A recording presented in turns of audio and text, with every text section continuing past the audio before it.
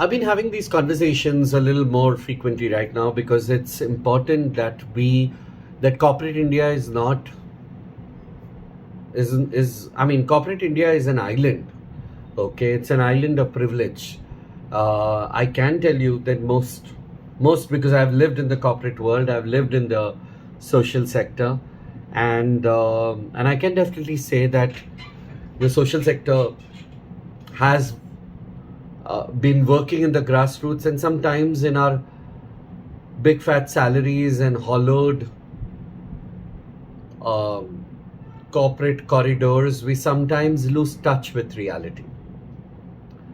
I want corporate India to rise up and stand up and take a stand and not pussyfoot, but dip their feet completely uh, in in the area of acceptance, if not celebration, of relationships which are different. We will catch up with law, and law will catch up with us. Same sex marriage will be a reality in this country. That's a promise from me as an activist, and that is the future that each one of us wants to see. That will happen. But until that happens, it's important that each one of us in corporate houses, when we feel anxious, because some people on the top are just sitting on the fence, who don't want to spell it out because they think that it's way too political to spell it out. Show a spine. Stand up for people who are different. Stand up with the LGBTQ community. Open your policies and practices to include LGBTQ people.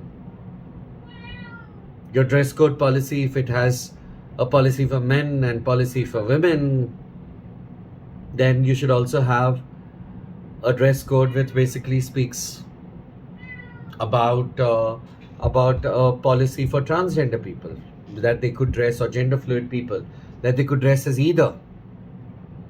If you offer Mediclaim benefits to a man married to a wife or a wife married to a husband, you can speak to people and get Mediclaim from where Mediclaim could be offered from a man by a man to another man who happens to be his partner, or a woman to a woman, or two transgender people. Ensure that there are transgender surgeries that are covered under Mediclaim policies. Ensure that your everyday culture, your language becomes more inclusive of LGBTQ people. And if there are LGBTQ people in your organization, this is the time that you go up to them and tell them that you stand with them. Or I dare you, if you don't stand with them, I dare you to put it on Instagram, on LinkedIn, on Facebook, that you don't stand with the LGBTQ community. And believe me, you will see the wrath of activists at that time, of people at that time. If you really can do it, then dare me, dare us, right? If there's no other way. You either are a supporter or you're not. And if you're not doing anything, then you're not a supporter. So don't wait. You can contact me. People who want to help can comment on this video as well. You can contact any one of us, and we will help you with the right resources, right knowledge of where you could find policies and resources to create an organization which stands up with LGBTQ people, which stands up with people with disability, which stands up with women, and stands up with everyone who is different. Things can change. I'm telling you, we will catch up with law. There is often this debate when I'm getting into television debates with people. There's often this point that people make that the center has said that it's going to create a havoc if I marry someone of my own gender. So if I marry someone of my own gender, how is it going to make any difference in your life? You have been marrying somebody from another gender, and it's not made any difference to my life. In fact, I'm not bothered whether you marry somebody of your own gender or not. How will me marrying somebody of my own gender create a havoc in your life or create a havoc in society? Yes, it might make the society more accepting. Yes, it can possibly create a scenario that people who are sitting in the margins, who have not found their voice till now, found the courage till now, and who would be getting into heterosexual marriages and spoiling their life and the life of another, possibly will find the courage to stand up for themselves. Yes, but these are positive outcomes, these are not negative outcomes. Also, people have been speaking about how this should not be debated in Supreme Court, but this should be a matter that should be discussed in the parliaments.